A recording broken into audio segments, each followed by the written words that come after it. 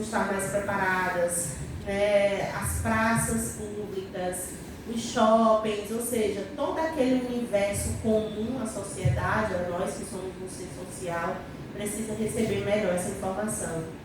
E o que a Igreja Batista aqui da Jaqueira está fazendo é incrível, porque temos que contagiar outras igrejas com esse processo. A gente tem que contagiar outras igrejas com esse processo, porque tem uma missionária que eu sigo no Instagram, que ela deixa o autista orar, deixa o autista gritar, deixa o autista correr, né? Porque tem crianças que se sentem bem na igreja, mas do jeitinho dela. E aí tem aquele olharzinho que se gritando, tá me atrapalhando, né? Mas eles precisam também conhecer essa verdade, ouvir a palavra do Senhor e receber da forma como eles podem receber. Né? Mas é mais sobre isso. Se comprometam, sejam multiplicadores dessa informação para quem precisa ter. Muito mais. Vamos sair da nossa bolha.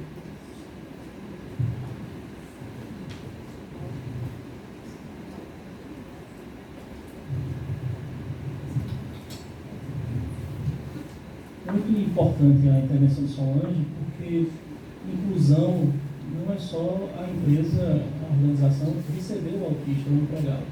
Né? Porque se for apenas isso, a quantidade de doença laboral ela tende a aumentar. Porque a quantidade de estresse que isso vai gerar quando o autista está inserido numa estrutura que não está preparada para ele, vai se tornar extremamente danoso. Né? Belinha tem propriedade para trazer isso.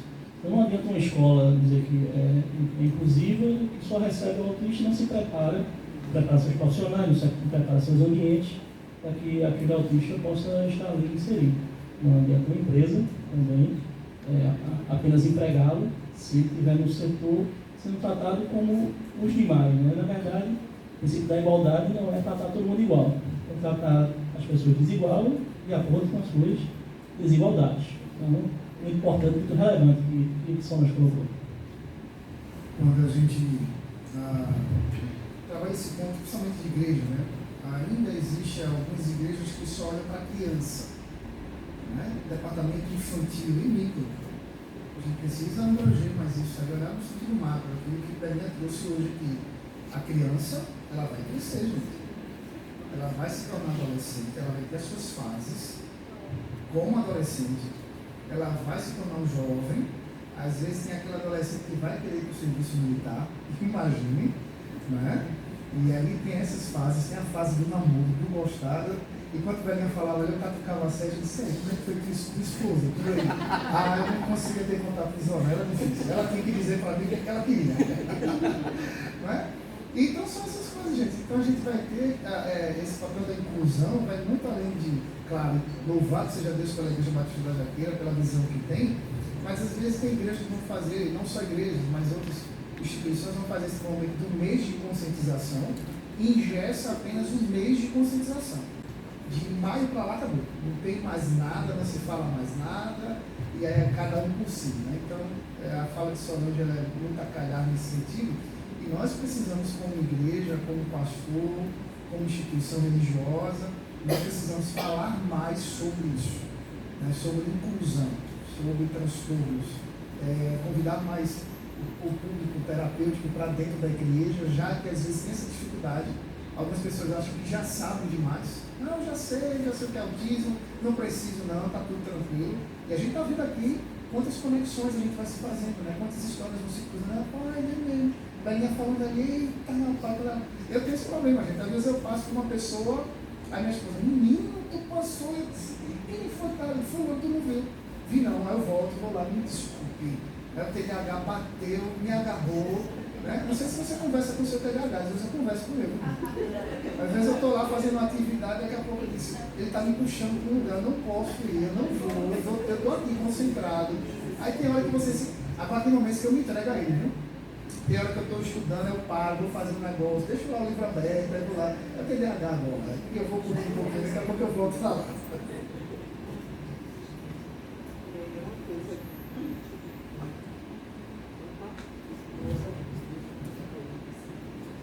Coisa que eu esqueci de falar, né, é que a questão da sexualidade, a gente fala muito no autista nível 1 de suporte, né? Que são as pessoas que possivelmente, se quiserem, vão se relacionar, né? O nível de suporte 2 e 3 vai ser um pouco mais difícil, porque eles não têm, para fazer essas conexões, eles não têm nem tantas oportunidades, o mundo deles é mais restrito, né? Mais com a família. Porém, a sexualidade vai existir. Sabe? Então, isso é uma questão bem delicada e os pais, especialmente, né, quem está perto, o cuidador, precisa ficar bem atento, porque a sexualidade vai existir. Uma coisa que eu estava lembrando também a gente, quando uma pessoa tem um autismo nível 1, diz, autismo nível 1, que até chamava de leve. E eu achei muito bom quando tiraram esse nome leve, porque, gente, a incidência de suicídio em autistas de nível 1 é altíssima, porque eles têm a tendência a ficarem mais depressivos por eles perceberem que não se encaixam, que não é compreendido, que é difícil, que o mercado de trabalho às vezes não aceita, eles têm dificuldade de passar na entrevista, enfim, então eles ficam se sentindo inadequados. Então é um espectro que tem todo um cuidado e às vezes a gente pensa assim, nível 1, ele é engenheiro, ele é advogado, tá tranquilo. Não, gente, dentro desse espectro existem dificuldades que precisam ser olhadas e cuidadas. Então, eu gostei da mudança da nomenclatura para nível de suporte 1, 2 e 3. Precisa de menos suporte, mas precisa de suporte. Tá? Eu não sei, não falo muito, tá? Porque eu sou de falar muito. Não sei se vocês observaram, se a gente não tivesse dito que Sérgio é autista, ou se ele não tivesse se apresentado como autista, como é que você ia interagir, por exemplo? Ele estava para lá e para cá, não foi? Percebeu? Que ele fica para lá e para cá, né? Aí tem aquele tiro foco, baixa a cabeça, fica lá. Mas ele está prestando atenção. Mas imagine se você, assim, ele não se apresentasse como autista. Né? Aí você diz assim, rapaz, que homem mais educado, né? Olha para ele, né?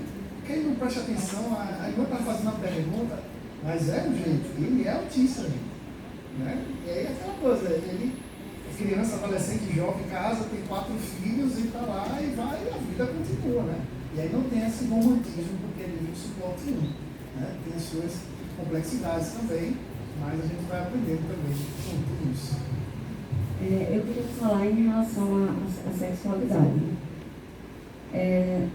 Eu acredito que os autistas, eles, não sei se é o caso só da minha filha, mas eu tenho a impressão que não. Porque, inclusive, eu vim assistindo a série do Espectro Autismo, algum Espectro, assim. E, assim, eu percebo que há uma carência afetiva muito neles, assim, muito devido à insegurança por eles serem como eles são. Então, por eles terem dificuldade de serem aceitos em grupos, então eles tentam de alguma maneira se incluir, né? Seja de uma maneira sexualmente, como a gente crê, que é para ser o correto, seja de uma maneira que o mundo prega, que é possível, né? E assim, no momento que eles têm isso na mente deles, assim, eles são muito fixados naquilo. Quando eles acreditam naquilo, é muito difícil tirar da mente deles. Mesmo quando criado em uma família cristã, que é o nosso caso. Quando a senhora falou, realmente Deus falou com a gente, porque a nossa luta, assim, compartilhando aqui, que eu acho que não tem problema, nós somos todos cristãos, nossa luta é muito grande, porque Sofia passou por um lado muito difícil. E a gente teve que ser muito firme sobre proibir. Não pode. A gente vai te vigiar, a gente vai te controlar, a gente monitora o celular dela, né? Proibir o relacionamento errado que ela estava tendo. Quase que tiramos ela da escola. Não tiramos porque o impacto psicológico seria muito grande devido a ela ter se socializado no grupo e seria muito difícil para ela tirar aquilo. embora a socialização dela ainda seja restrita. A minha pergunta é, assim, o pastor pode falar também, a gente como cristão, né? Eu e o Rodrigo, a gente não está fazendo de tudo para resgatar ela. Né? Porque o mais importante do que a cura, como ela falou, é a salvação. É a salvação. Né? Porque, assim, os sintomas que ela tem, eu acredito que, por ela ser um nível suporte 1, não impactam tanto. Impactam, a gente sabe que impactam, mas eu acredito que se o espiritual dela estiver alinhado de acordo com a palavra, o Senhor tem, não é que a gente vai esperar a cura, mas o Senhor transforma tudo ao redor dela, sabe? E a gente tem visto como Deus tem se levantado sobre muitos aspectos, inclusive profissionais, tudo Deus tem colocado assim. A gente fica impressionado, né, Rodrigo? Como Deus tem colocado tudo. E ela não consegue enxergar que é o nome de Deus. Como levar um autista que está assim, nesse mundo, né, distante, e que é difícil para eles crerem, assim, porque eles são muito liberais, né? Como pregar o evangelho para eles, mesmo a gente sendo cristão? Quando eu comentei da questão da cultura sexualizada, né, eu penso muito que porque a pessoa, o indivíduo é autista, ele está exposto a tudo que esse mundo tem. Toda essa porcariada que tem hoje, especialmente, né, que o acesso é muito fácil, eles estão expostos. O homossexualismo, o mundanismo, enfim. Então, existe o fator, né, que você está colocando, quando eles se fixam, tem aquele hiperfoco, sim, é um fator dificultante, mas não é um fator que impossibilita a compreensão do Evangelho. A compreensão do Evangelho, ela não é apenas intelectual, ela é uma compreensão espiritual. E isso é maravilhoso, porque do mesmo que todos que têm filhos aqui, né, a gente precisa estar orando pelos nossos filhos, vivendo o Evangelho, mostrando com o nosso viver o quanto é apaixonante caminhar com Cristo. E isso serve para todos, para que o próprio Espírito Santo convença sua filha do pecado. Porque intelectualmente, possivelmente ela entende isso tudo, mas ela não está nem aí. Ela está achando legal ser igual aos amigos dela. E isso acontece com absolutamente todos os jovens, né? Eu entendi a sua preocupação com o hiperfoco, claro. Mas eu acho que pensar que a compreensão ela vai se dar por um contato com o Espírito Santo é maravilhoso. Óbvio que ela tem que estar exposta à palavra, mas acredito que ela já conhece a palavra, né? Então ela tem o conhecimento da palavra, né? O conhecimento suficiente da salvação. Agora é realmente caminhar em oração, na expectativa do que o Espírito Santo vai fazer. A gente não sabe quando, mas vai fazer, porque ela foi colocada na família de vocês, por um motivo.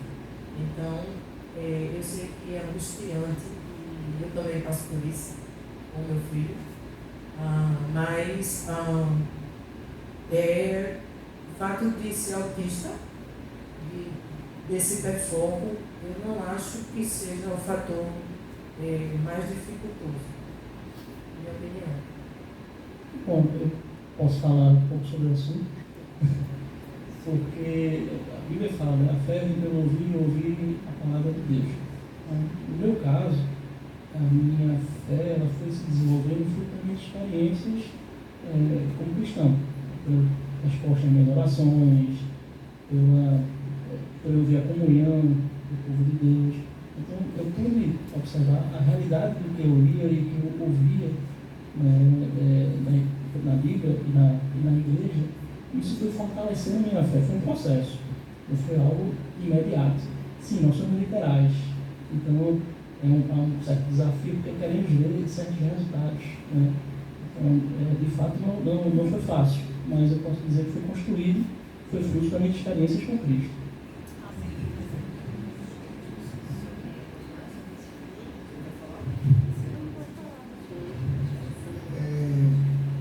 A gente tem duas complexidades, né? O autismo em si essa questão sexual, né, que atinge os adolescentes, essa descoberta, essa sexualidade que está sendo tratada aqui também, e a gente fica entra nesse complexo, nesse desespero agora. Ainda mais quando você tem uma opção pelo mesmo sexo. Né? Você fica, meu Deus, o que a gente faz? Uma coisa que eu aprendi até um artigo recentemente que saiu de mais uma publicação de Charles Spurgeon falando sobre essas questões que já aconteciam na época dele, sobre essa questão de sexualidade, mas entrando no autismo. Oração, confiança em Deus. Ame sua filha incondicionalmente. Ame sua filha. Assim como Cristo tem nos amado todos os dias. Todos os dias. Seja o Evangelho na vida da sua filha. Como o Belém mesmo disse aqui, quem convence não são vocês. Por mais que a gente queira, por mais que a gente sente, bote de frente para a gente assim, está errado, mas quem vai convencer é o Espírito Santo. Vai ser doloroso, cada dia está sendo para vocês. Vai ser conflituoso, porque vocês vão orar, vocês vão pedir a Deus, vocês vão colocar em prática Mateus 7,7, vocês vão bater e a porta não se abre, vocês vão clamar e o silêncio de Deus vai parar, vocês vão pedir e o silêncio de Deus vai estar limpo. Mas eu aprendi que o silêncio de Deus não significa a sua ausência. Amém. A gente lembra que Davi vai dizer no capítulo 4 do Salmo, no versículo 8, em paz e deito, e durmo, e torno a acordar, porque o Senhor me sustenta. Aí a gente pode descansar. O Senhor está cuidando da sua filha. Ele vai continuar cuidando da vida de vocês. E tudo acontece no tempo determinado. Tudo. Nunca se esqueça. Romanos 8, 28. Todas as coisas cooperam para o bem daqueles que amam a Deus segundo o seu propósito. Então tudo isso é um aprendizado. Por mais que seja difícil, tudo que a gente aprendeu aqui, a gente tem ouvido aqui. Às vezes Deus nos leva para os desertos. Quando eu falo de Santa Cruz, aí vocês estão passando por esse deserto. Mas o Senhor vai estar com vocês também nesse processo. Em nome de Jesus. Continue confiando. Isso é uma dica para todas as famílias, né? A oração não quer demais. Mas tem algumas coisas que, podendo fazer parte do nosso cotidiano, ajudam muito. Né? Ser o exemplo de Cristo em casa é essencial. Mas quando a gente toma para si algumas culturas, né, tem coisas que vão fluindo naturalmente. Por exemplo, Pedro é pequeno, mas hoje Pedro sabe que quando senta à mesa ele precisa orar. Às vezes eu e o pai esquecemos. Aí ele faz, mãe, a oração. Papai do céu, e faz oração. Às vezes eu esqueço, mas meu filho me lembra. Por quê? Ali está na rotina dele. É um culto doméstico, é adolescente, né? Pode ser mais interessante um momento de estudo bíblico, não precisa ser coisa de 2 horas, mas tira ali 10, 15 minutos do teu tempo, né? 20 minutos para estar ali em família, fazer um culto doméstico, né? E ali, mesmo que ele não queira ir para a igreja, mesmo que não esteja escutando louvores, pregações, mas ali dentro de casa, ele está lendo a Bíblia com a família, ele está orando, mesmo que não queira. Mas a palavra de Deus, ela quando entra, não tem como voltar vazia. Né? Então, são coisas que a gente precisa até se policiar como pais, da gente ter uma vivência, lembrar que o devocional é uma coisa essencial, a gente arruma tempo para tudo. Se você pergunta, quantas horas passa no celular? Quantas horas no Netflix? E quanto tempo de devocional a gente tira para Deus? Isso é essencial, principalmente na vida dos nossos filhos. Só para finalizar, você falando, eu lembrei, né, o que diz em Salmos 23:6. Certamente a tua bondade e a tua misericórdia estarão comigo por onde eu andar. E eu lembrei também da história de um primo meu. Assim, mais da minha mãe. Isso na década de 70. Eu estou fazendo uma analogia. Naquela época, os meninos se aproximavam, né? A maconha, né? Tirava a maconha em grupinhos. E o pai dele não foi sábio, meu tio. Ele não foi sábio e expulsou ele de casa. E ele teve um destino totalmente diferente dos outros colegas dele. Os pais conversaram, acolheram, né, no sentido de estar junto no processo, na jornada. Os outros se formaram, seguiram suas vidas sem a droga. E ele não, ele seguiu a vida dele, mas depois veio um crime, que foi morto pela polícia. Então, assim, para você ver como a nossa postura inicial sobre quando essas questões tão complexas chegam na nossa casa é importante. E eu sempre me pergunto assim, o que Jesus faria? O que meu Deus faria? Meu Deus certamente acolheria. Mas ele não poderia deixar para mim dizer, vai, não peques mais. Mas até a forma dele dizer, vai, não peques mais, é repleta de muito amor. Né? Primeiro ele acolheria. E mais uma vez eu tenho vontade de dizer para vocês, lembrem-se que o primeiro milagre do Senhor foi transformar a água que não tem gosto de nada em vinho. Tem sabor, que traz alegria. E o Evangelho de Cristo é sobre transformação, mas a começar em mim. Para que essa transformação da minha vida chegue na minha filha. Todos os dias, Senhor, me transforma, Senhor, me molda, Senhor, me dá a paciência que é revestida de Ti. Senhor, e agora, diante dessa situação, eu enquanto pai, eu enquanto mãe, eu me posiciono como? Gente, Deus fala. Deus está no cotidiano de vocês dois, Ele está no cotidiano, Ele não está no encontro grande, Ele está na tua cozinha, mulher, Ele está no teu banheiro, Ele está no teu trabalho, homem. Ele está lá e Ele vai falar contigo, Ele vai te remexer, Ele vai te transformar, Ele vai fazer um rebuliço tão grande que esse rebuliço vai ser visto no seu filho. E é essa mensagem que eu deixo assim para vocês diante de tudo isso. Descansa no Senhor. A palavra de Deus o tempo todo é porque se creres, porque se tu creres, porque se creres, porque se tu creres. Então creia na transformação de água no vinho, que vai ser transformado. Em nome de Jesus. Não esqueça de acolher com amor.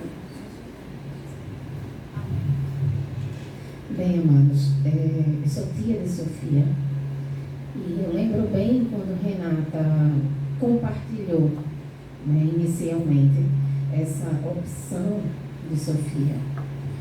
Eu acho que uma das primeiras coisas que veio no meu coração a dizer para ela foi, em primeiro lugar, você continua sendo sua filha, ela continua sendo Sofia e você continua amando. Em segundo lugar, ela precisa ouvir de você que você não aceita essa decisão dela, embora você a ame, você repudia essa decisão desse modo de viver dela, biblicamente falando, não é correto e você precisa mostrar isso para ela. Isso não quer dizer que você vai se afastar, ao contrário, agora é que ela precisa mais ainda de amor, de aproximação, de carinho, para que ela possa entender que ela está fazendo algo que você reprova, mas que você continua amando, que você vai continuar cuidando e que, aliás, demonstrando talvez mais ainda amor. É aquela história, né, do filho Peralta, que os pais acham que ele dá muito trabalho e que, na verdade, ele precisa muito mais de amor do que os outros, muito mais de atenção do que os outros. Ou o filho atípico, que precisa um pouco mais de atenção e que às vezes faz com que nós mesmos acabamos esquecendo, como foi falado, dos demais ou do outro, né? Então, assim, pensar em tudo isso, naquele momento principalmente, e hoje eu reafirmo, me fez entender de que nada na nossa vida acontece por acaso. Tudo tem um propósito do Senhor. E eu ainda creio que, tal como na vida de Sofia neste assunto, tal como na vida de Sofia com esse diagnóstico do autismo já em idade avançada, tal como na vida de tantos outros que a gente conhece ou que nós convivemos no dia a dia, Deus tem um propósito. E Deus tem um propósito não só na vida deles, mas como na vida dos familiares também. Eu consegui enxergar na maioria de vocês algo que desencadeou essa ajuda coletiva, né? Então foi necessário que vocês se inserissem nessa realidade, ou fossem inseridos nessa realidade, para que vocês diferenciassem esse olhar. É necessário que nós estejamos inseridos nessa realidade, para que a gente possa diferenciar esse olhar. E não enxergar como a criança que apronta, como a criança que não interage. em enxergar, sim, uma criança que precisa de uma atenção especial, mas que ele é uma criança como todas as outras, ele é um adolescente, ele é um adulto como todos os outros. E que, tal como ele precisa dessa ajuda, né, desse auxílio, desse amor um pouquinho mais acentuado, ele também tem o amor de Deus sobre ele. E a palavra do Senhor nos diz que até os loucos acertarão o caminho, nem eles acertarão o caminho, né? Melhor falando. Então, se os loucos que não têm consciência acertarão o caminho, por que quem tem um comportamento um pouco diferente do que se considera normal não acertaria, né? Então, ensina a criança no caminho, né? Isso eu acho que é uma primícia para todos nós. Eles aprendem conosco, eles aprendem com o nosso exemplo, eles aprendem com a nossa vida no dia a dia. E às vezes, quando chega principalmente, eu costumo dizer assim, que a gente tem filho, não recebe um manual de instrução. A gente faz tudo procurando acertar. Mas chega um momento na vida que a gente olha e diz, Senhor, será que eu fiz tudo certo mesmo? E é quando eles vão chegando na idade da maturidade, que a gente consegue enxergar um pouco do que a gente semeou a vida inteira. Eu digo isso até pelo meu próprio filho. Eu tenho um filho de 21 anos e que durante a adolescência, ele teve aquela fase, sabe, que na igreja, para entrar na sala, de vez em quando, era na livre espontânea pressão. Bem, ou você entra, ou vai para ficar de castigo. Ou vou tirar isso, né? Então, em alguns momentos foi na livre espontânea pressão.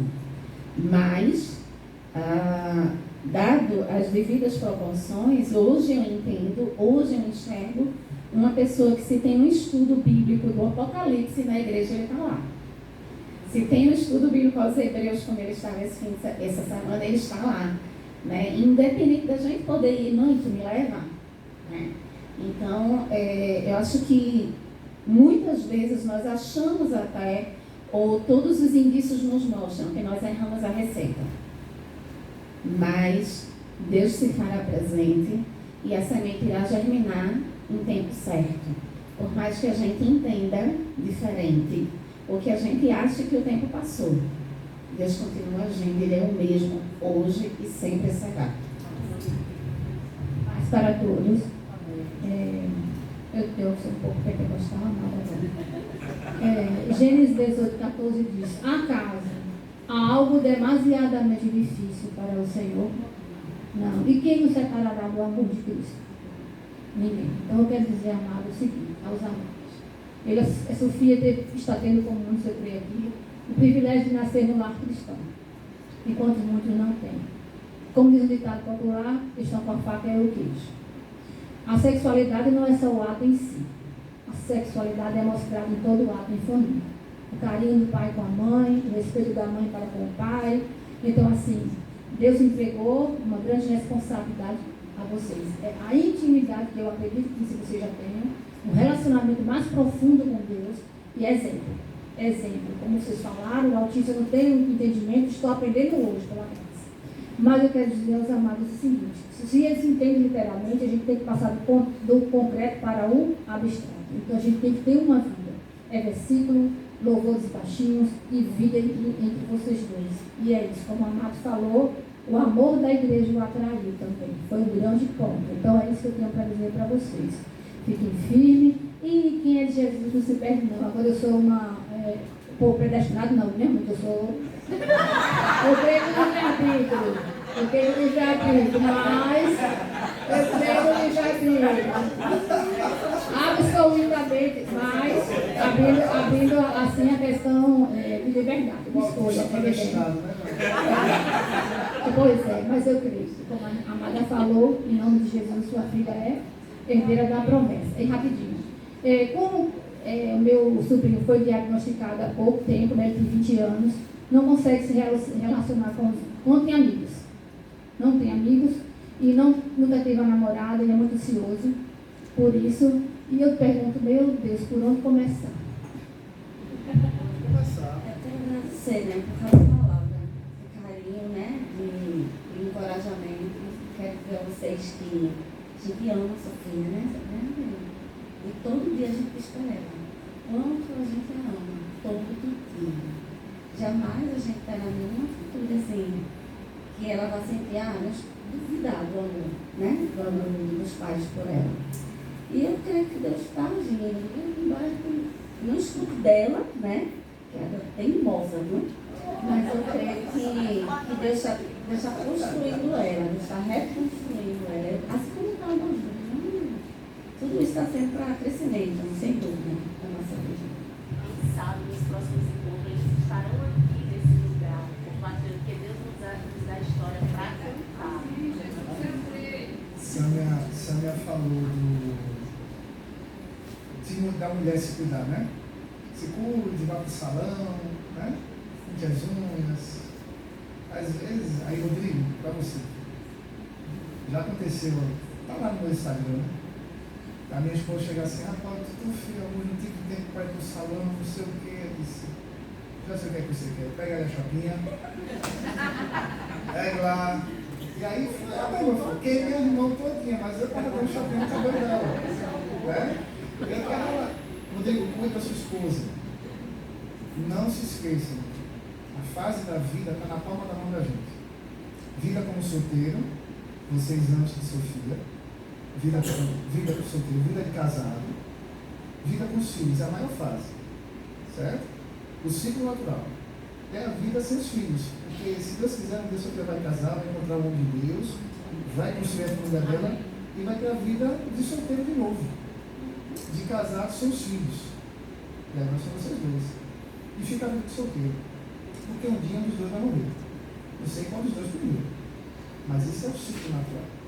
Eu sempre penso assim, antes de Sofia chegar na vida de vocês, antes do nosso filho chegar na nossa vida, ela chegou primeiro. Então eu tenho que cuidar dela. Claro, eu amo meu filho, vou continuar cuidando do meu filho, mas vocês precisam ter o momento de vocês. Renata, aproveita, pega a massagem de quando chegar em casa. Aproveita, é vocês dois. Cuidem dos filhos de vocês, segue o conselho para todo mundo aqui, mas vocês como casal, vocês precisam se cuidar também, certo? Bota um filminho, não tem dinheiro para viajar, para sair, bota um filminho, faz uma pipoca, é vocês dois, entendeu? É vocês dois, vocês precisam estar fortes para fortalecer os outros também, não tira os outros. Sobre o que o pastor estava declarando aí. Teve a pergunta da Luz, né? O que fazer? Acho que aí é os universitários. Por onde começar, né? Você falou que não tem amigos, né? Primeiro tem que haver o incômodo dele, né? Ele tem que, assim... Pronto, então, assim, já que existe a necessidade que ele, né, expressa, a terapia vai fazer muito bem a ele. As terapias... eu defendo muito a cognitivo-comportamental, que é a minha, né? E eu fui para ela por isso, porque eu vejo eficácia. Porque, como eu falei, os treinos de habilidade social, né? Então, é uma terapia que faz uma reestruturação cognitiva, né? Então, o que é que a pessoa está pensando? O que é que você pensa, né? O que você pensa se torna uma emoção, um sentimento e emoção. Então, faz toda uma reestruturação dessa cognição para transformar o que sente e a maneira que age. Né? A depressão tem que ver se é uma depressão mesmo, porque se for uma depressão é a doença. Então a doença vai ter que ser tratada. Se for a tristeza, a frustração, aí isso vai para o comportamental e é trabalhado na terapia.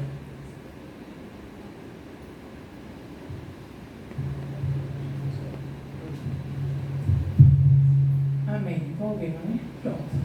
Uma pergunta. O casal aí relatando das dificuldades que eles estão tendo com a filha, né?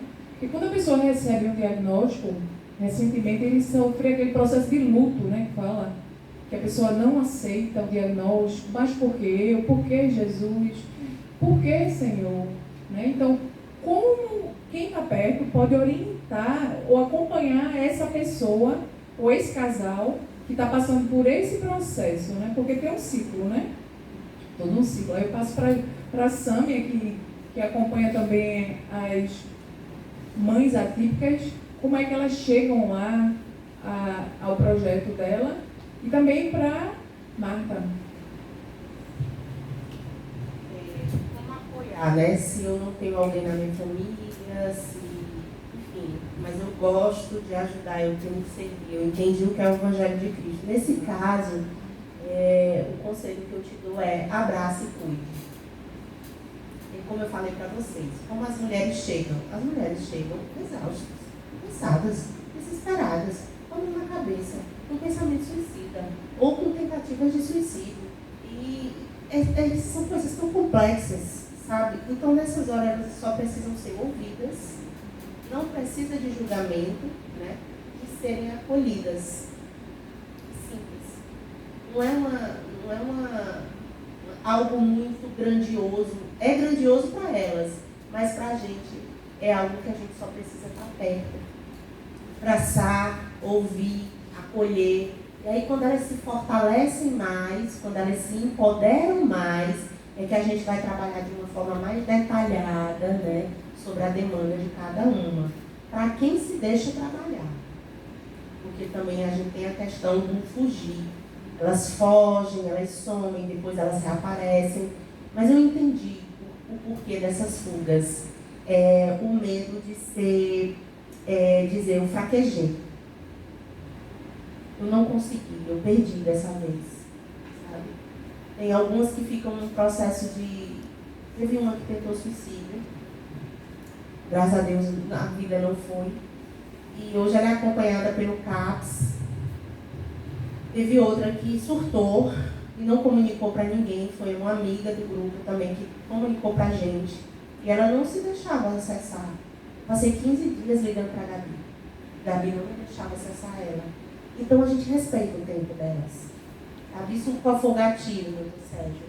A Unimed Intercâmbio descredenciou a filha dela. Ela já não estava bem. E aí, intercâmbio descredenciou, a filha está sem terapia, ela viu a filha nível 2 de suporte desregulando em casa, sem tratamento. Ela surtou. Então são essas as questões.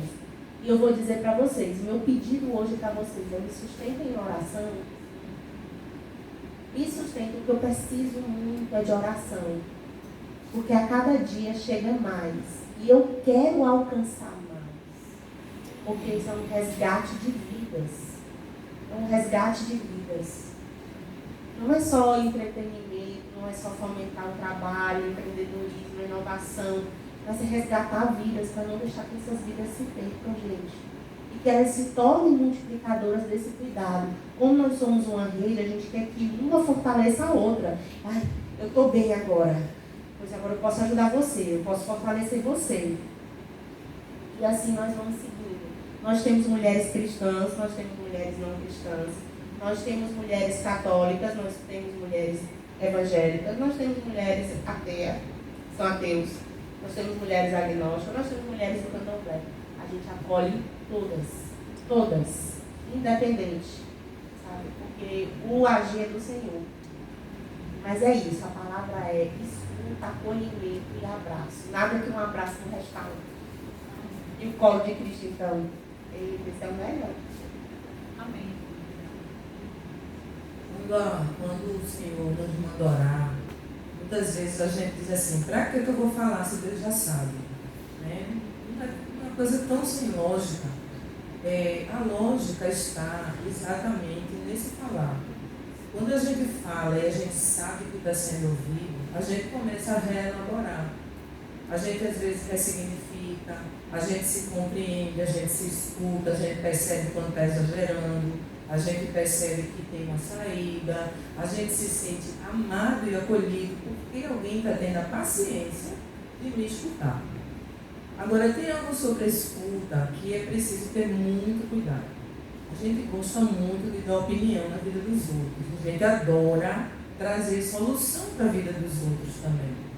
E nem sempre a gente tem solução. E nem sempre a pessoa quer uma solução, não a sua solução.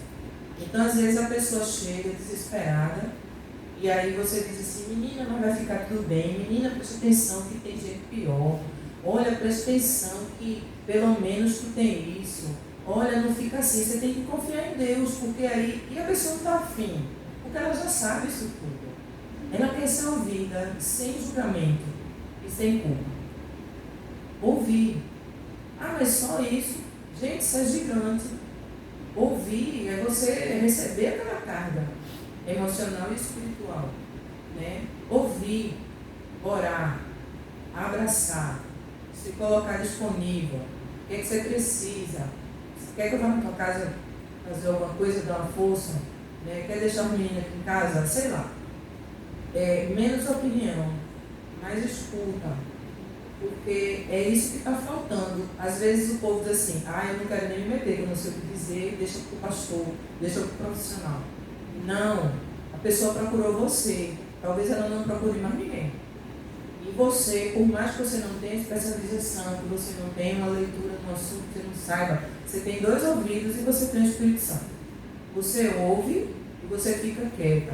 Jesus, que era Jesus, quando as pessoas chegavam ali, a mulher adúltera, quando ele pegou, ele não escolheu a mulher, porque se fosse a gente, depois que a gente pulsa aí, a gente diz assim, mas é coisa feia, destruir a família da mulher, e tudo tem vergonha na cara não, marido tão bom. A gente ia falar uma bobagem, Jesus não falou nada.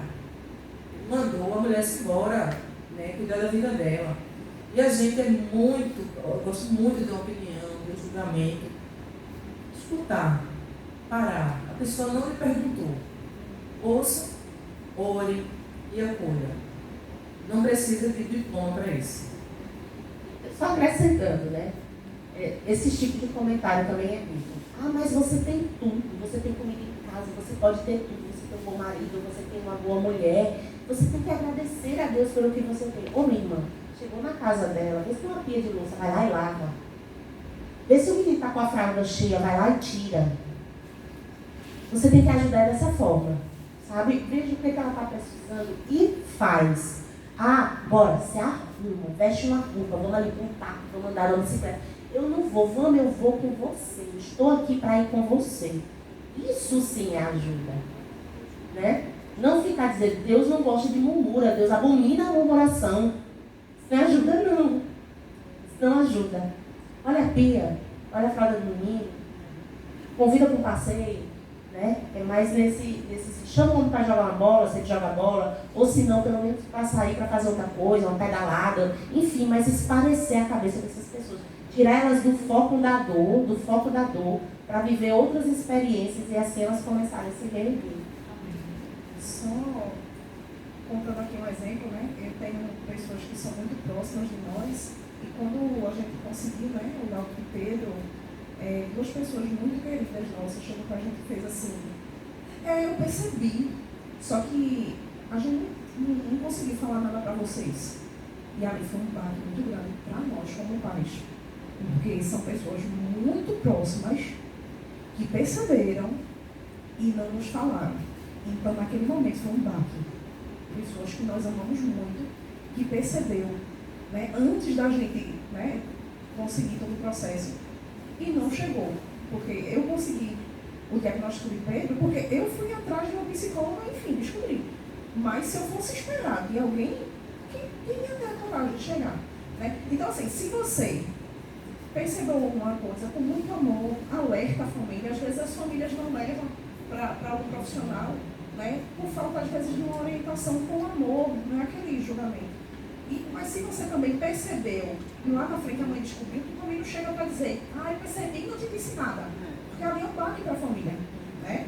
E aí a gente precisa ter essa abordagem que a família em si já vive fragilizada. Né? Nós contamos aqui um pouquinho, a gente até questões, né, criminais tivemos nesse contexto do autismo. Então são complexos as situações que a gente vive. Então é feito, as meninas estão dizendo, né? É amor, é cuidado, é uma abordagem leve, é uma ajuda. Na hora do culto tem muitas mães que não vêm para o culto porque não conseguem cultuar. Poxa, será que ninguém da igreja pode, uma jovem, alguém pode pegar essa criança, ela não está conseguindo ficar no departamento infantil da igreja, levar para outra sala, uma sala tranquila, que essa criança possa ficar organizada, possa ficar tranquila, enquanto a mãe, às vezes, passa 3, 4 domingos sem assistir um culto, ela possa naquele culto cultuar. Eu já fui para casa chorando, porque já fazia mais de um mês que eu não conseguia cultuar. E eu não tinha quem ficasse com meu filho. Então eu já fui para casa chorando, meu esposo pregando no culto. Isso depois foi mudando. Mas E essa é a realidade de muitas famílias atípicas nas igrejas.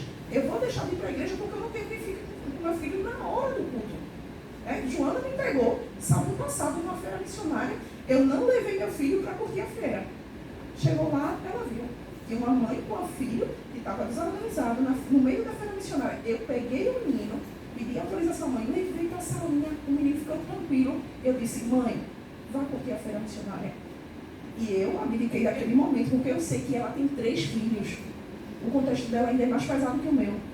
Então, eu fiquei com o filho dela no berçário sozinha, depois chegou outras crianças. Eu fiquei com o filho dela no berçário e a mãe foi curtir meia horinha de feira missionária. Faz toda a diferença, porque uma mãe às vezes está esperando chegar na igreja, ser abraçada, ser acolhida e ter um momento de poder cultuar. Essa questão é interessante, porque lá em São Vicente a gente não tem rede de apoio, família, né? Cidade de 150 mil vezes, minha mãe morando aqui, a gente está lá praticamente sem nenhum parente próximo. Mas às vezes a gente saía para algum compromisso, a gente acionava uma menina da igreja, que já conhecia Pedro, já conhecia o comportamento dele. A gente foi em Timbaúba, cidade mais próxima aí. Tu fica com o Pedro? Fica, pastor, sem problema, ficava com ele. Então as pessoas já conheciam Pedro. Usem seus parentes, gente. Lembra que eu falei? Seus parentes precisam conhecer. Vocês não conhecem, vocês não quiserem conhecer, é outra questão. Mas eles precisam saber quem é o filho de vocês. Vocês precisam conhecer. Estava conversando recentemente com um pastor amigo, ele não é pastor local, mas ele é pastor de formação. Ele dizendo, pastor, eu estou há 1 ano, meu filho está numa investigação, está fazendo fono há 1 ano, até estranhei, 1 ano, ainda não tem um laudo, é um menino de 6 anos, e minha esposa não vem para a igreja porque ela tem vergonha. E quando chega no culto, ele não fica quieto, ele vai ficar para lá, vai ficar para cá, ele deu umas orientações para ele. E nós precisamos dessa rede de apoio. Nós precisamos muito. Eu preciso, minha esposa precisa. Então a gente precisa estar conversando, estar trocando ideia, estar entendendo o que é que a gente faz. Nós estamos aprendendo a ser pai, aprendendo a ser pai ativo. É um aprendizado duplo aqui.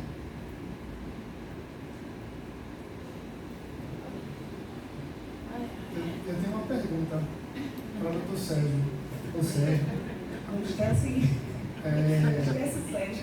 A gente vê muito hoje, com esse, vou usar uma nomenclatura que se vê muito pelas redes sociais, o boom do autismo, e a gente viu o surgimento de muitas clínicas aparecendo. E como eu falei aqui com vocês, nós fomos, não diretamente, mas mais o Estado, porque o professor Sérgio foi lesado pela clínica que atendia Pedro antigamente. Vocês terem ideia, era R$106 mil só de Pedro, mais de 1 milhão por mês, tá? Só de Pedro, mais de 1,2 milhão por ano. E a gente vê muito hoje essas questões de clínica que estão surgindo. Como é que a gente pode se proteger em relação a isso? Uma família que está agora com laudo e ela consegue uma liminar, e como é que ela pode se preparar ou buscar uma clínica que seja séria, que tenha responsabilidades, que vá dar um atendimento de qualidade para o filho, para o sobrinho, para o neto. Como é que a gente pode trabalhar isso? Eu creio que a transparência seja essencial. Quando eu advogo para alguém que precisa desse tipo de serviço, eu particularmente faço questão de ou fazer uma chamada de vídeo, ou conversar pessoalmente, para que seja apresentado o que é que vai ser feito. Interessante também, eu não coloco aquele processo em sigilo, para que quem quiser possa acompanhar o andamento do processo. Interessante que a família procure sempre o advogado semanalmente, um certo período, para que possa trazer informações oficiais sobre aquele processo, para que os pais saibam o que se saiu a liminar, se não saiu, o que é que contempla aquela liminar. E a liminar também não é tudo. Uma vez que a liminar na justiça tenha saído, é interessante acompanhar como esses recursos estão sendo aplicados. Então, a transparência também serve para a clínica. Assim, os profissionais estão atendendo meu filho, qual o período, quando ele não está sendo atendido, está sendo faturado, não está. Então, esses detalhes precisam ser abertos, de fato, a família para saber se aquele recurso financeiro está sendo bem aplicado ou não. Infelizmente, tem sido uma prática muito comum as clínicas não praticarem corretamente. Eu tenho observado isso com tristeza, mas é um fato. As clínicas não estão praticando, algumas delas não estão praticando corretamente a alocação de recursos financeiros. E se isso não for muito bem explicado, pastor, isso pode prejudicar os pais, pode prejudicar o próprio advogado, né? Porque precisa diferenciar quem ali está agindo incorretamente. Há um conluio? Não há. Então, quando vocês chegaram para mim, nós temos a oportunidade de esclarecer quem estava praticando a ilicitude, né? o ato incorreto.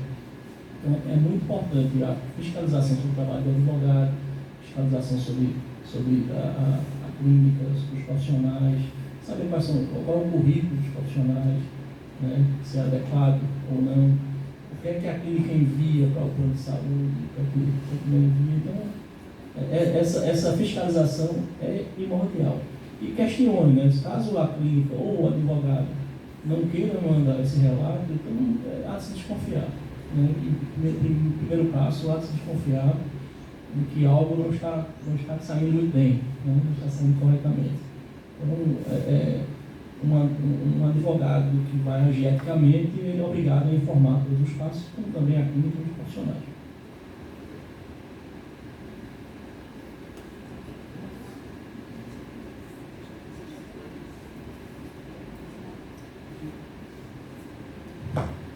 Gente,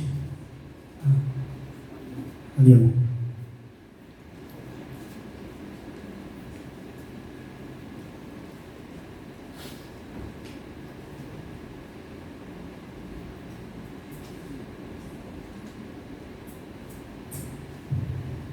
Bem, voltando só um pouquinho na nossa conversa, eu lembrei de um fato que eu presenciei há bastante tempo atrás, acredito que uns 15 anos atrás, de adolescentes que estavam no hospital público para serem esterilizados por questões de não terem domínio de si próprio, por se tratarem de adolescentes, entre aspas, especiais, sejam eles de qualquer tipo de atípico, né?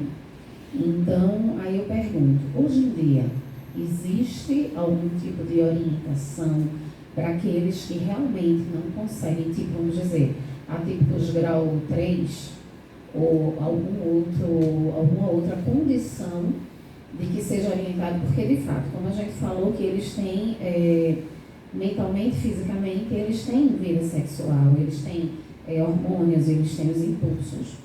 Eu convivo com um sobrinho do meu esposo, que ele é especial, tem um fator neurológico, mas a gente suspeita que tem outros fatores. Pela família não aceitar, a mãe nunca ter aceitado que ele era especial, ela não buscou tratamento, né? Hoje em dia ele é um jovem, já com quase 30 anos, que eu costumo dizer assim, que ele vive como se fosse... eu vou colocar até uma expressão meio complexa, mas pedindo perdão a vocês. Mas como se fosse aquela criatura que foi adestrada para fazer aquilo. Ele faz aquilo que ele foi ensinado a fazer.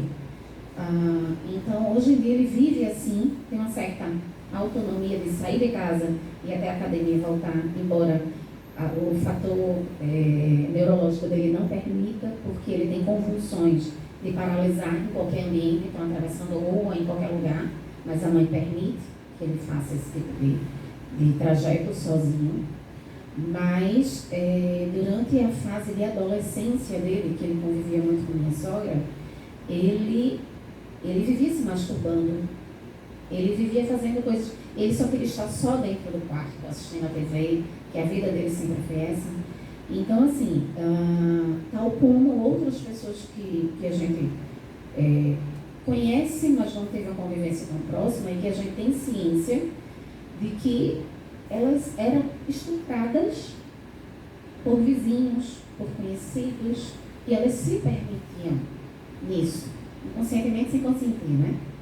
Então, o que hoje em dia existe de orientação para essas pessoas que estão em condição vulnerável, né? O que hoje em dia existe de orientação nesse sentido?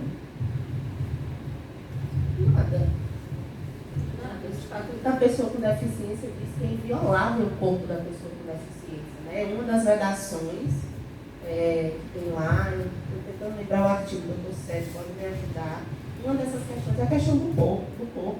Cabe a pessoa que tem a curatela, se é uma pessoa muito comprometida no seu desenvolvimento, se é uma pessoa incapaz civilmente, cabe a pessoa que tem a curatela do adulto ou a guarda da criança ser o responsável por qualquer ação ou dano que venha acontecer com o corpo da pessoa com deficiência. Penalmente, né? Exatamente, inclusive penalmente.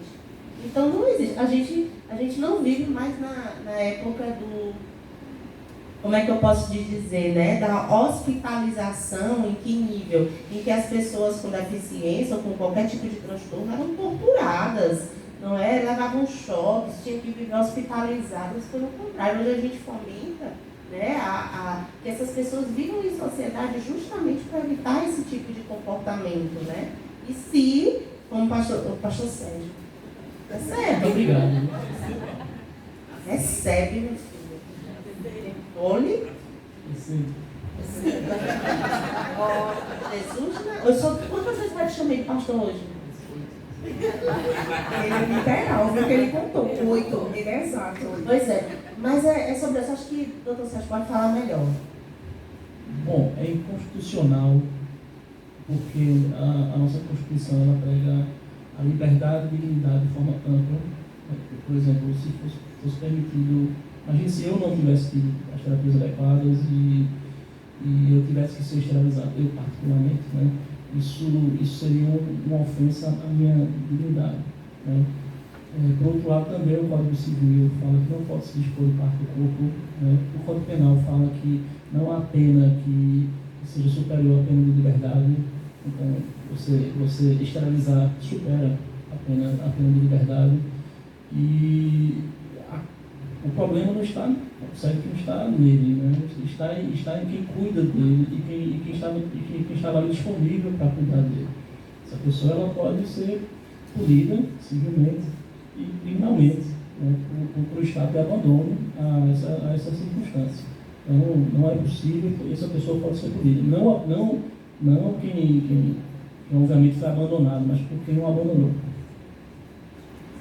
Como eu disse a vocês, eu trabalho na Rede Estadual de Saúde e trabalho no Otávio de Freitas desde 2000. E lá tinha a área da psiquiatria, lá no fundão. E recordo que passava nessa ala e eu via, né, o pessoal gritando, ficavam nus, os corredores, né? Teve casos de denúncias de abuso de profissionais da área, de estupro lá dentro. E eu lembro que quando foi desativado, e foi convidado as famílias, localizar a família dessas pessoas, para informar que seria desativado aquilo ali, foi um transtorno muito grande. Porque famílias não queriam, deixa aí, leva para outro lugar. Né? É o sanatório que existia ali, os 3 S's, na Rua Padre Inglês, né? Você tem o seminário e o sanatório. O seminarista ia para um dos 3 ali. Pastor, só me permite, a gente está transferindo a responsabilidade, né? Isso. A família transferindo a responsabilidade para o Estado. Porque alguns eram abandonados lá mesmo. Né? O que não era cabível, né? Exatamente. Desculpe interromper. Não, tranquilo. E alguns eram abandonados lá. E quando foi convidado, assim, ó, vai desativar, tem que ficar em casa, tem que fazer esse acompanhamento domiciliar, no local adequado. Famílias queriam processar o Estado. Né? E entraram na justiça por isso também. Não quer, não pode, não tem condições e tal, aquela coisa toda. Então, é muito sério, isso é muito sério. Né? Infelizmente, existem situações, e para quem é mais da área, acho que Belinha pode dizer isso, né? Desses anos, a gente vai entender o lado obscuro também que se tem por trás disso, né? Dessas questões que se tem.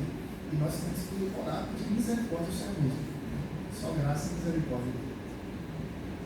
É muito complexo, porque os tratamentos são caros, nem todas as pessoas têm acesso, e especialmente um autista de grau 3 precisa de tratamento a vida inteira.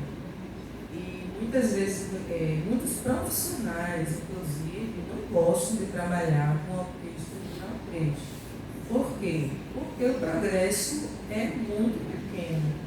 E aí eles ficam sem saber o que dizer aos pais, né? Tá um menino lá na terapia há 1000 anos, tem progresso. Aí dá a impressão que o profissional está enrolando. Então, muitos profissionais não querem tratar crianças com autismo de grau 3. Eu falo isso, inclusive, de outro país, né? Porque o meu neto passa por isso. Muitos profissionais não querem atender.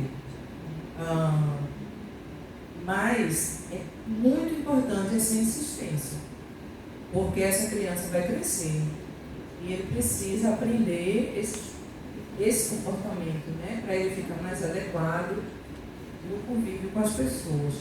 É muita insistência, é muita paciência, os progressos são mínimos e esses progressos mínimos têm que ser muito celebrados, porque dá muito trabalho. Mas é complexo, porque nem toda a família vai ter essa compreensão, a paciência, o tempo, o dinheiro, os recursos. E por isso que isso aqui que a gente está fazendo é importante. É muito importante, porque isso é uma realidade agora. Antigamente a gente nunca topava com um autista, né? Hoje a gente conhece quantos? Né? Muitos. Né? Então, e muita gente sendo diagnosticada tardiamente porque não havia, né, o diagnóstico antes. Era só assim, é diferente, ele é tímido, ele é assim mesmo, ele puxou o tio dele, ele puxou o avô, e ficava o menino assim, né? Até ele chegar numa faculdade ou trabalhar e acontecer algo esquisito, e um bullying, uma coisa assim, aí as pessoas se ligavam. Né? E ainda assim, né, eu tenho alguns casos que só no casamento que chegou o diagnóstico, que a mulher não aguentava mais. e aí era mesmo. Então, o tratamento ele é imprescindível, gente, para a própria pessoa, não é só para a família, não, para o indivíduo. Eu gostaria de saber como a gente orientar as crianças, os adolescentes que estão dentro do espectro, a lidar com a questão do bullying. Meu sobrinho, ele estava investigando, passou um processo investigando, e aí minha irmã deu uma pausa. E aí tem momentos que ele chega do colégio, eu observo que ele chega muito irritado, ou às vezes pela manhã quando acorda, ele já entra numa crise de choro, num desespero, que ele não quer estar naquele ambiente, porque ele já vai ser chocado com algo que vai incomodá-lo, né? Então, como a gente ajudá-lo como orientá-lo de como reagir a essa questão do bullying. E quando a gente começa a conversar com ele começa a sinalizar que tem uma pessoa específica que chama ele disso ou daquilo, ou às vezes se queixa que foi a professora, que o amigo fez alguma coisa e a professora não fez nada. Então, como a gente ajudar eles a saírem desse, entenderem e reagirem, né? Como a gente ser útil, né, nesse momento.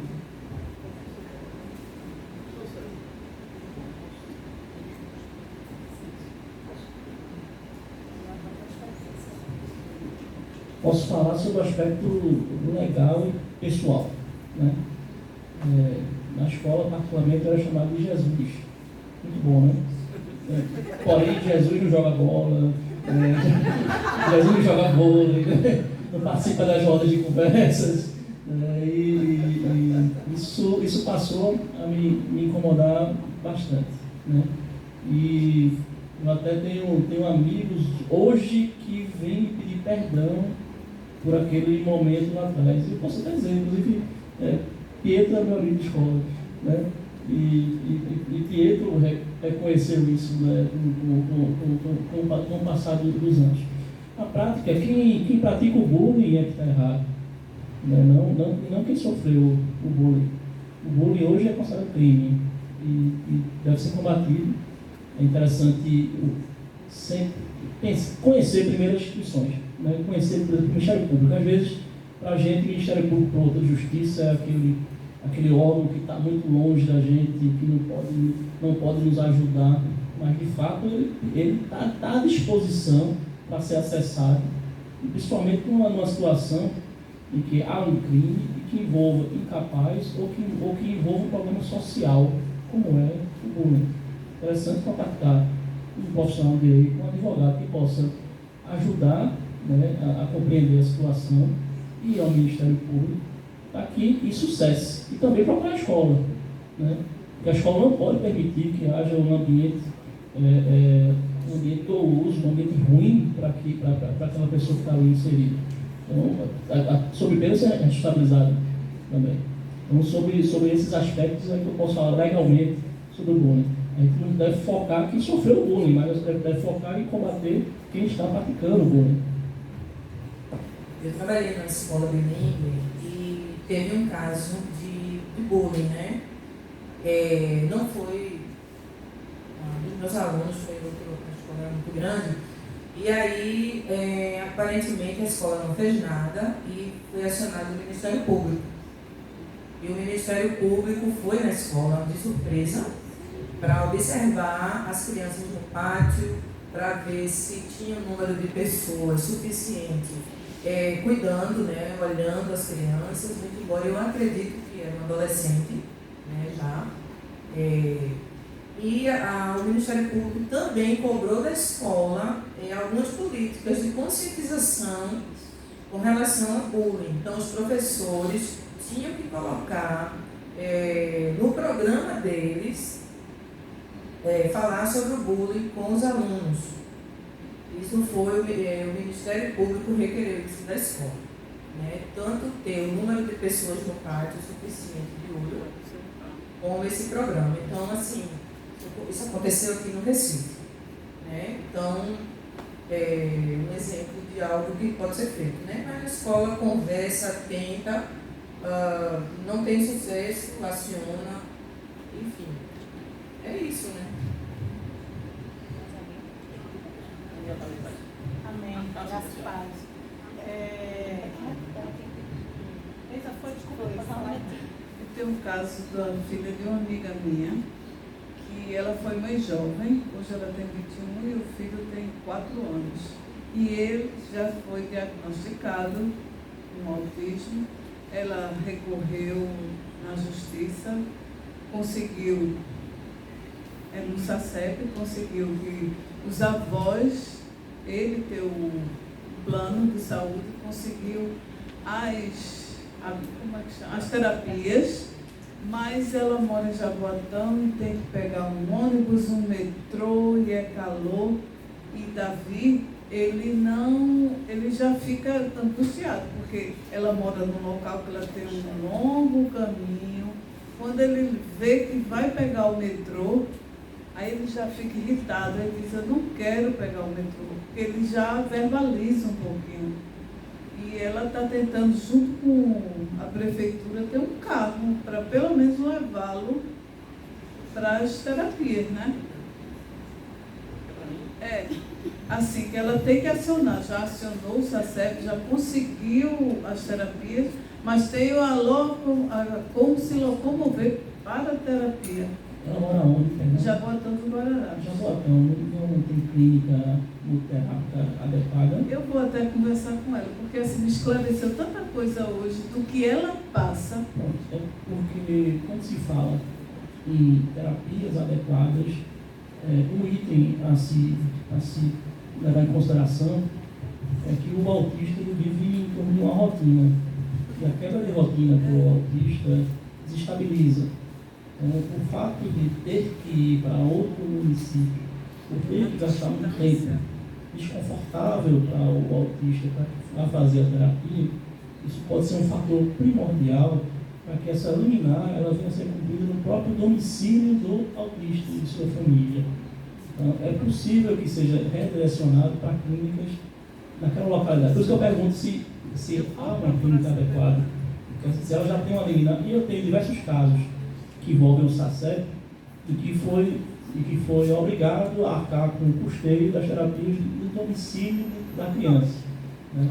Eu tenho lá em Capina, eu tenho em Limoeiro. Eu vou conversar com tem no cabo, diversas situações. E ela briga, ela luta, ela corre atrás do direito. É muito difícil, né? dela, Então, mas de fato, é possível que essa liminar ela seja cumprida no próprio município.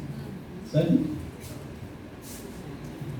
existe também o TFD, né? O transporte fora do domicílio, que independente do município ser região metropolitana ou não, mas aí como a demanda é muito grande, penso eu que por meio de uma liminar é muito mais fácil e cômodo para a criança se atender em casa. Amém. Amém. Eu e ela, né, ela tem também de quantos anos? Pedrinho tem 4 anos e o Wallace tem 7, né? 8. Ela tem um cara de filho. Mas o time de Sérgio. O principal são esses dois, né? O Pedrinho, ela começou a notar assim, o comportamento dele, que ele é muito assim, muito agressivo, né? Bate muito nos irmãos, principalmente no Wallace, que é mais velho do que ele. E ela não conseguiu ainda.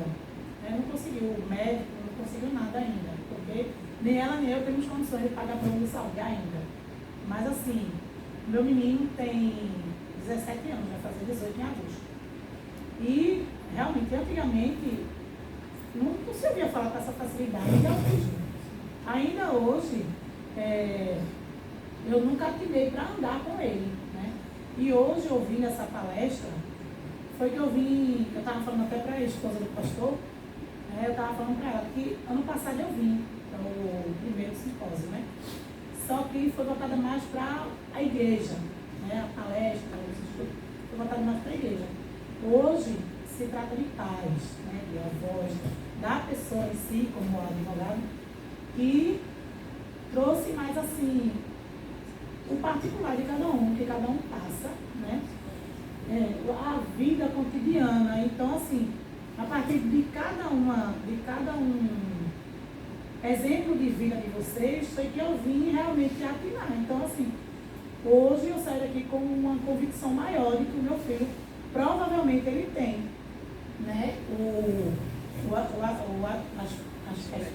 espectro autismo, porque ele tem muitos comportamentos, eu estava dizendo a ela, ele rasga a roupa dele, ele tira a linha da roupa dele todinha. Ele, quando ele era pequeno, eu colocava salgadinho, lanche para ele, nos pratos, ele tirava, jogava no chão, comia do chão. Nunca gostou de usar garfos, sempre foi colher, até hoje ele usa colher, não gosta de usar garfo. Raramente você vê ele comer alguma coisa de garfo. E eu achava que era só porque ele era mal educado mesmo. Eu dizia, voltou educando, misericórdia. Mas assim, eu nunca procurei, porque não era tão fácil de se falar, de se ouvir. Eu nunca atinei para isso. Então, assim, de uns tempos para cá é que realmente está muito mais forte, né? Muito mais aberto, muito mais escancarado essa questão. Então, assim, ela estava até pedindo para eles darem mais algumas características para a gente ter mais certeza. Porque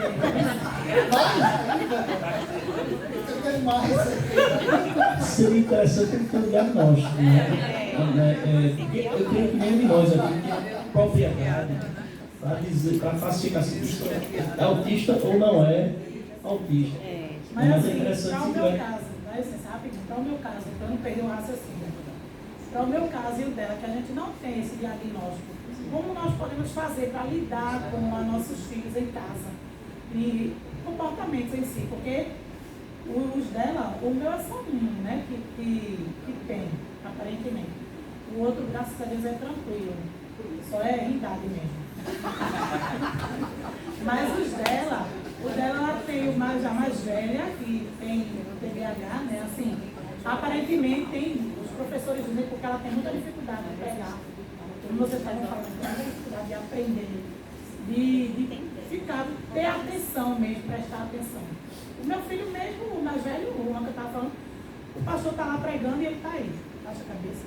Nossa, pior do que o pobre do advogado. Pior. Não, com todo respeito, assim, pior mesmo. Porque ele não para assim. Ele fica sentado, mas levanta a perna, baixa, abre as pernas, fecha, coça a cabeça. Olha, é incrível, é incrível. E assim eu fico realmente sem saber como agir. Porque eu não levei. Quando eu levei ele para um psicólogo na época, o psicólogo disse, não, ele é normal. Ele é normal, ele não tem nada não, é muita manha que vocês estão dando.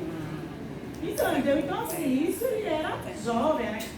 Tinha o quê? Acho que uns 8 anos. Então me desanimou, né? Assim, não, eu disse, graças a Deus ele não tem nada. Então eu posso bater, porque é só. Mas aí eu gostaria realmente de saber como, né, na visão de vocês, como nós podemos lidar com a questão. Porque a gente quer logo levantar, dar umas tapas para disciplinar, mas aí não é o correto, né? Não é o caminho. Obrigada. A primeira coisa é correr atrás do diagnóstico. Você precisa, em primeiro lugar, tá? Nem todo psicólogo está apto a cuidar de autistas, porque é muito específico, é muito novo. Eu tive de estudar mesmo, porque eu também não tinha nenhum conhecimento. Então, pode ter sido o caso, né? Mas a primeira coisa realmente é você tentar o diagnóstico em primeiro lugar, porque aí a partir daí, sabendo o que é que de fato está acontecendo, aí vai se tomar as medidas, né? Para que vocês possam direcionar os filhos de vocês de uma forma mais adequada. Bom, eu posso dar uma dica em relação ao diagnóstico, né? Que caso observe que você não tem plano de saúde, tem que procurar o SUS, e o SUS, pelo idoso, depois é obrigado a dar o diagnóstico, pode demora, sabemos disso. É um fator que dificulta bastante. Então, mesmo assim, procure o SUS. Caso haja uma demora que seja superior a uma demora normal, né? Demora 1 mês, 2 meses, 3 meses sem efetivamente conseguir alcançar um ano, observe, já não é interessante um ano, né? Então, já se entende que vocês podem acessar a justiça, pode ser via defensoria pública, para que vocês possam ser custeados pelo sistema de saúde, mas procurar um neurologista privado para que possa trazer o diagnóstico. Porque a partir do diagnóstico é que se pode iniciar todo um conjunto de terapias, né? Um conjunto de como cuidar em casa, como cuidar fora de casa, tudo isso vai ser respondido a partir do diagnóstico. Então pode ser feito dessa forma. Vocês podem já procurar a justiça, vocês podem procurar um advogado de confiança de vocês, podem procurar a defensoria pública, para que possa acionar e ter direito a um diagnóstico pago pelo sistema de saúde. Okay? E eu me coloco à disposição como mãe, tá? Para estar junto de vocês, para estar tirando um momento aí de oração, caso dentro das minhas experiências, né, compartilhar um pouco mais detalhado, né, com vocês algumas coisas relativas à nossa realidade, né, e a gente está se apoiando. Então nós nos colocamos à disposição, precisando, pode pegar o nosso número de telefone, assim como outras famílias também. A gente é um ministério que a gente carrega, né, desde que descobrimos o lado do nosso pequeno, é se colocar à disposição do reino mesmo e ajudar outras famílias que precisam dentro do que a gente possa oferecer. E aquilo que o Belinha falou, né? Na intimidade, e é interessante porque lá em São Vicente, quando saiu o diagnóstico de Pedro, aí teve o filho do zelador que começar comigo, pastor, meu filho também tem esse negócio aí. Eu disse, autismo? Eu disse, quem foi que disse? A psicóloga do posto. Né? E aí eu disse, mas a psicóloga ela é especializada em autismo? Não sei. Né? E aí a gente conversou com a nossa psicóloga, com a nossa fone, atendeu o filho dele, né? Terminava os atendimentos de Pedro mais cedo, de forma espontânea e gratuita, ela atendeu, e ela disse, não, pastor, ele não é autista. Ele tem traços aqui de TDAH, mas ele não tem traços de autismo, não. Né? Mas autismo não tem nada disso. E realmente a gente conversava com 10 anos, conversando com ele super tranquilo, respondendo as atividades. Ali, então a gente tem que ter muito cuidado também com isso, gente. A às vezes você vai num profissional que não é especialista na área, certo? A gente veio aqui, vai colocar aqui suas especialidades, ele não foi um psicólogo que falou, e aí ele disse, você agarrou aquilo e acabou. Então veja quanto, seu filho tem quantos anos? Para outro, ele disse, não, ele não tem nada. Você que é doido, se for, porque eu digo que eu não tenho nada não. Isso já outro. O seu filho tem quantos anos? Hoje tem 17, para fazer 17. 18. Veja quantos anos aí, né? De que ele já podia estar tendo terapia, se tivesse um diagnóstico adequado, já estivesse buscando já os seus direitos, né, que está sendo exposto aqui para o Sérgio.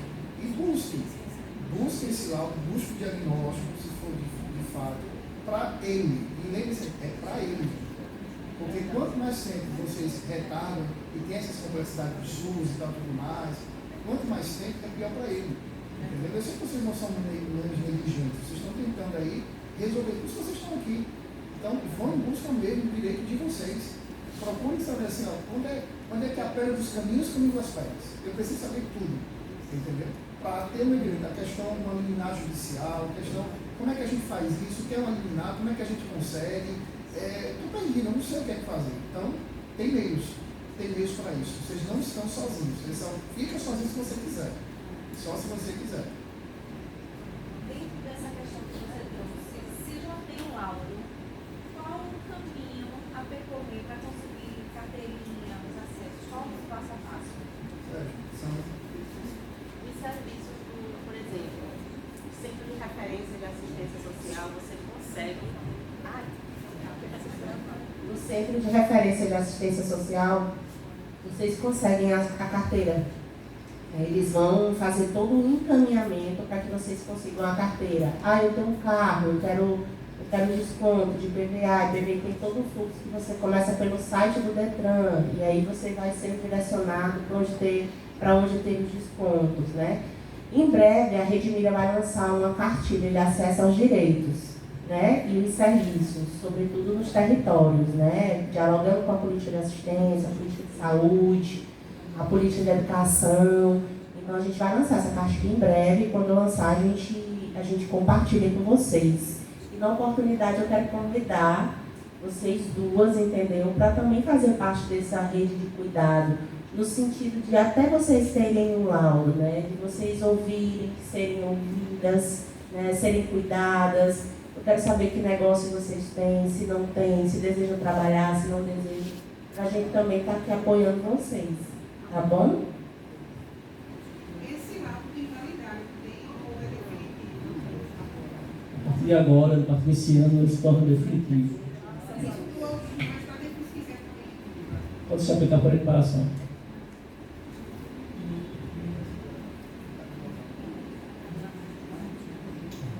Vocês têm um minutinho para finalizar, antes da gente encerrar. Gente, eu quero agradecer, parabenizar a Igreja Batista da Jaqueira, Pastor Marcos, Jacineu, Joana, obrigado, parabéns por mais um momento como esse. E a cada um de vocês que estão aqui, eu sei que é uma luta, é uma grande jornada, uma longa jornada, mas sempre se lembrem disso, vocês não estão sozinhos. O Senhor Jesus prometeu, estarei convosco todos os dias até o fim dos tempos. A luta é nossa, mas quem peleja é o Senhor por nós. Ele nos dá força, Ele nos enche com a sua graça, com a sua misericórdia, e a gente vai perseverando. Muito obrigado. Deus abençoe vocês em nome de Jesus. Amém. Também não poderia passar sem deixar meu agradecimento à minha felicidade. Eu estou acostumando dizer por aí por fora que a Jaqueira está se tornando referência em Pernambuco, no Nordeste, sobre essa questão da conscientização, de trabalhar o tema, de incluir, de realmente fazer a diferença dentro do tema autismo. E eu agradeço a Deus pela vida de Joana, de seu marido, do pastor, que infelizmente não pôde estar. E a minha palavra vai já para as pessoas que não têm crianças adictas, não tem nenhum familiar que está querendo apenas trabalhar para ser bênção. Minha palavra é que Deus te abençoe muito, que Deus te fortaleça, que Deus possa ser, assim, na tua vida, para que você possa ser o canal de bênção na vida dessas famílias que tanto precisam. Então, eu louvo a Deus por sua vida, que quer abençoar outras vidas também. Amém. Eu quero louvar a Deus hoje por ter conhecido, né? O pastor, sua esposa, Poli, por ter conhecido Marta Isabel Belinha, vulgo Belinha, ter conhecido Sérgio, louva a Deus, pastor Sérgio, porque isso aqui foi um encontro de Deus marcado por esse dia, para essa hora, porque eu não tenho dúvida que Deus nos levantou para esse tempo. Deus nos levantou para esse tempo. Deus levantou vocês dois para esse tempo. Deus levantou e vai continuar levantando muitos para esse tempo, né? Que é o tempo de cuidar daqueles que são invisíveis, né? E não esqueçam do convite de Jesus. Vinde a mim, todos os que estão cansados e sobrecarregados, que eu vos aliviarei. Amém. Glória a Deus. Quando a gente só se mobiliza por uma causa quando ela atinge a gente, né? Então, eu louvo a Deus pelas vidas de vocês que não têm nenhum contato assim direto, mas que Deus moveu o coração de vocês para estarem aqui. E agradecer muito a confiança da igreja, no meio daqui, e dizer que eu me sinto privilegiada por estar nessa roda de conversa.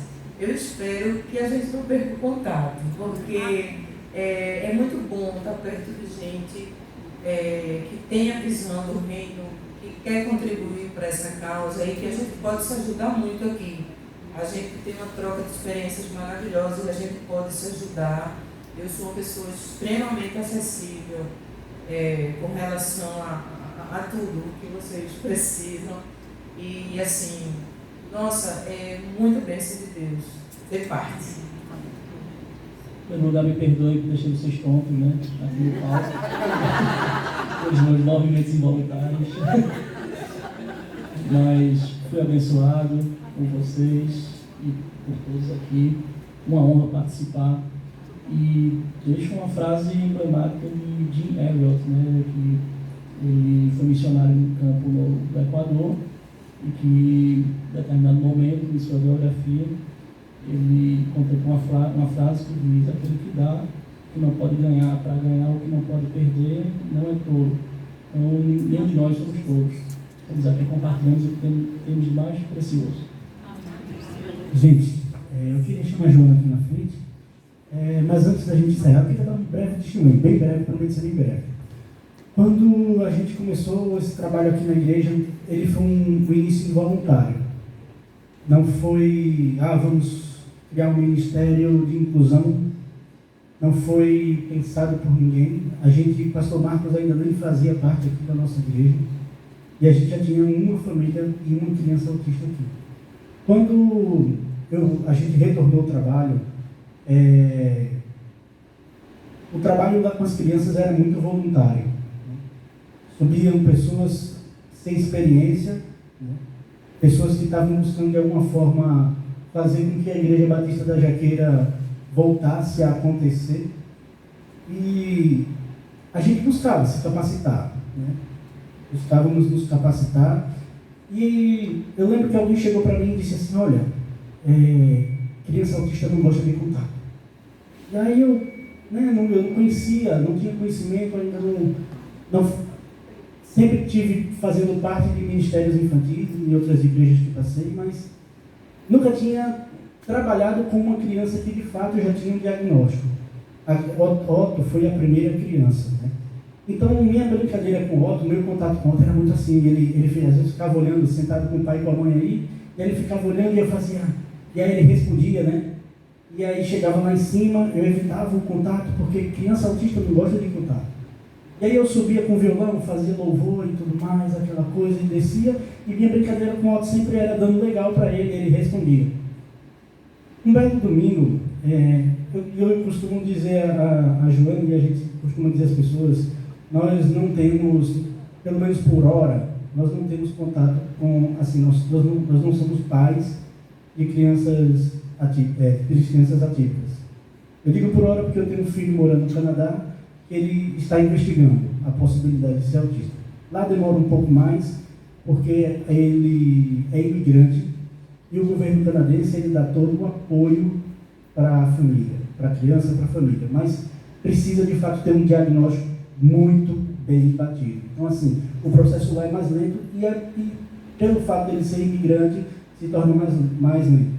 Então eu costumo dizer que nós não somos pais de crianças atípicas de fato, mas nós adotamos as crianças aqui da igreja.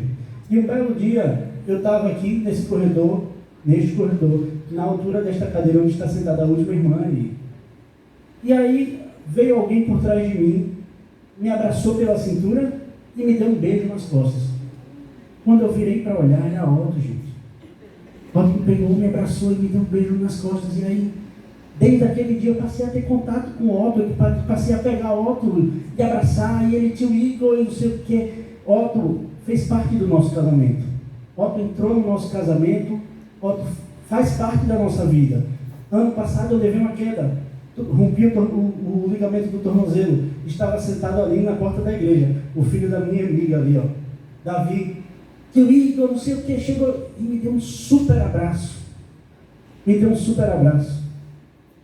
Então, eu quero dizer a vocês, assim, o testemunho é para todos, mas eu quero dizer a vocês que estão aqui, que não têm crianças atípicas na família, não são pais, ou comecem esse ministério nas suas igrejas. Orem, se há resistência na igreja, continue orando, mas comecem esse ministério na igreja de vocês. E eu quero dizer a vocês, aqui foi falado muita coisa, eu quero dizer a vocês uma forma como vocês podem ajudar essas famílias. Nós temos um casal de amigos, eles também estão investigando o filho deles. Ano passado, no final do ano passado, eles nos pediram ajuda, né, para que a gente ficasse com o filho deles por uma manhã. Porque eles iam precisar trabalhar, era um sábado, e eles iam precisar trabalhar e não tinham com quem deixar, eles não tinham uma rede de apoio. E eu fui lá, fiz questão de ir lá buscar a criança, dei uma carona para o pai até o trabalho dele. E na hora que o pai desceu do carro, essa criança de fato descompensou. Assim, começou a chorar, e papai, e batia no vidro do carro. Foi um momento bem difícil e desafiador para mim, porque assim, era de fato ali, meu primeiro contato talvez sozinho. E assim, sem ter a quem recorrer, porque eu não podia voltar para o pai dele já tinha entrado dentro da empresa, e eu não podia dizer, ei, vem cá, volta. E aí eu comecei a orar ali, não sei o que, estava indo buscar a Joana em casa, na época a gente ainda não estava casado, e aí eu estava indo buscar a Joana em casa, e ao mesmo tempo fui conversando com ele, e a gente foi começando a ter um diálogo. Peguei Joana, fomos lá para minha casa, passamos a manhã com essa criança, ela brincando, ela se divertindo, tomando muito sorvete. E na hora de ir embora, esse menino não queria ir embora. Domingo passado, ele chegou para mim e fez, tio Igor, quando é que eu posso ir para tua casa? Então eu quero dizer a vocês, abraça. Avó, tio, tia, me dá teu filho, vem cá. Pai, mãe, vai curtir, deixa que eu tomo conta hoje. Vai para o cinema, vai para o restaurante, vai curtir. Você que é da igreja, vai, se disponibiliza para o teu irmão, que você sabe que o filho dele é autista, que a filha dele é autista. Dá um tempo para eles curtirem o casamento deles, para eles irem no restaurante, enfim, passear na praia, enfim, no local que eles quiserem ir, mas que eles possam ter esse momento de casal, esse momento para eles. Faz isso. Essa é a forma como você tem de acolher, essa é a forma como você tem de cuidar. Acolher é fácil, acolher às vezes a pessoa entra por aquela porta, a gente vai ali, dá um abraço, mas cuidar vai além. Então cuida, porque foi para isso que Deus chamou a gente. Deus me chamou para ser pastor. Em 2010 eu morava nos Estados Unidos. Fugi. Fui morar em Portugal depois em 2017 e passei um tempo morando em Portugal. Deus me chamou de novo, fugi novamente. E ano passado, eu sou fujão pra caramba, não? Ano passado, depois de um domingo, foi um domingo lá em cima com as crianças.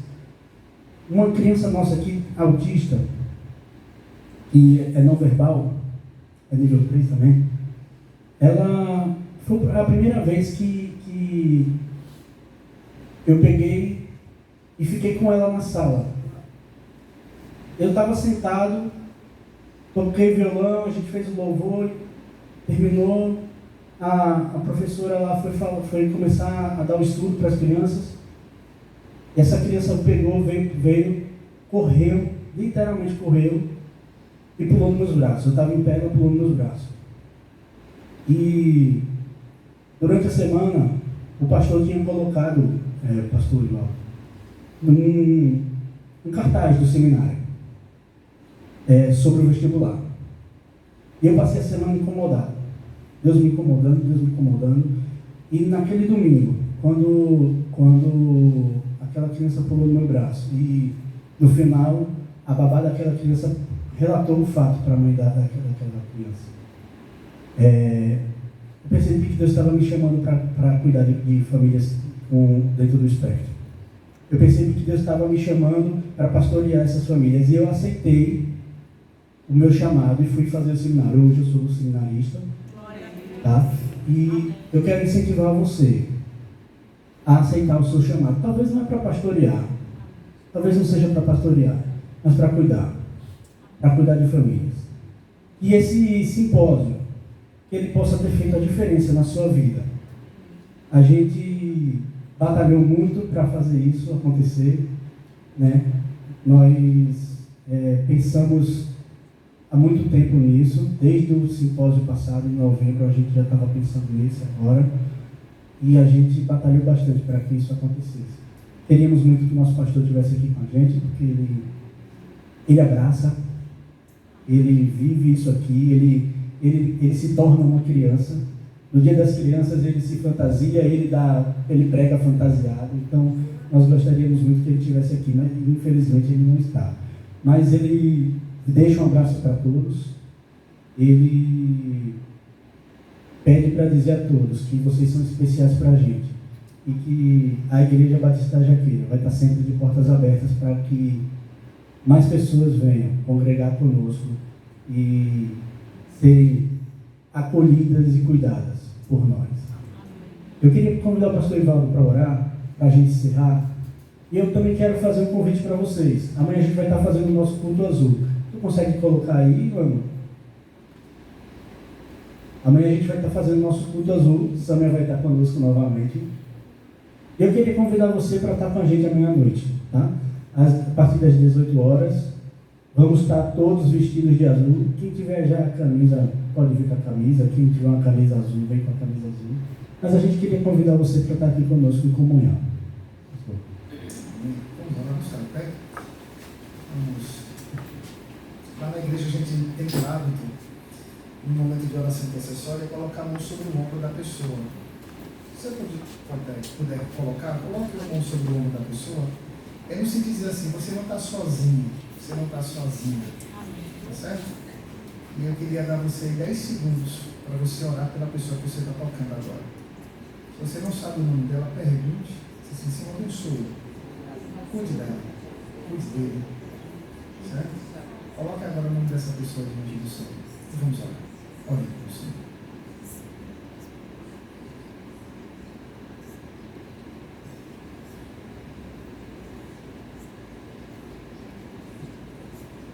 Deus amado, graças te damos, ó Pai. E obrigado pela Igreja Batista da Jaqueira, pela visão que essa igreja tem, pelo acolhimento que ela tem, pelo cuidado e pelo amor que demonstram ter, baseados no teu Evangelho, Jesus Cristo. Que tarde maravilhosa, que dia, Senhor, impactante na nossa vida.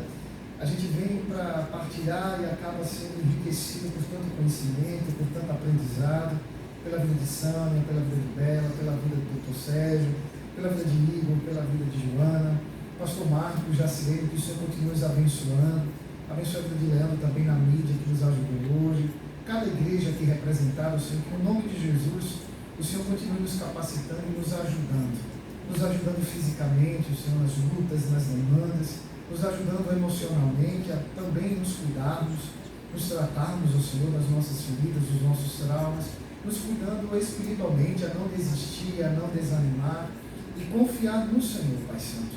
Pai amado, pedimos pelos autistas, para que eles se sintam cuidados, que no nome de Jesus eles possam estar em lares estabilizados, lares que demonstram amor, aqueles que estão sofrendo nesse momento, que o Senhor vá ao encontro de cada um deles, Que o Senhor nos dê livramento, Senhor. Que a tua mão poderosa continue nos ajudando. Abençoe os líderes espirituais, as igrejas, os pastores, mobilize os seus corações, para que momentos como esse não fiquem apenas no abril, mas que possam se estender ao longo do ano. Abençoe cada profissional que aqui está, cada psicólogo, cada terapeuta, cada psicopedagogo, Senhor. Abençoe também os advogados, que eles continuem, Senhor, advogando as causas com prudência, com temor. Pai amado, obrigado. Obrigado por esse dia. Obrigado, Senhor, por tudo que o Senhor reservou para a gente. Que a gente possa voltar para casa, para as nossas igrejas, motivados. E que possamos motivar a outros também. Que o Senhor continue nos ajudando com os nossos, para aqueles que precisam tanto da gente. Que a tua graça nunca nos falte. Que a tua bondade nos acompanhe todos os dias da nossa vida. E que o Senhor continue sendo exaltado em nosso meio. Essa é a oração que te fazemos em nome de Jesus. Amém. Amém. Dê um abraço no seu irmão. Por favor, todo mundo vem para cá para a tua foto.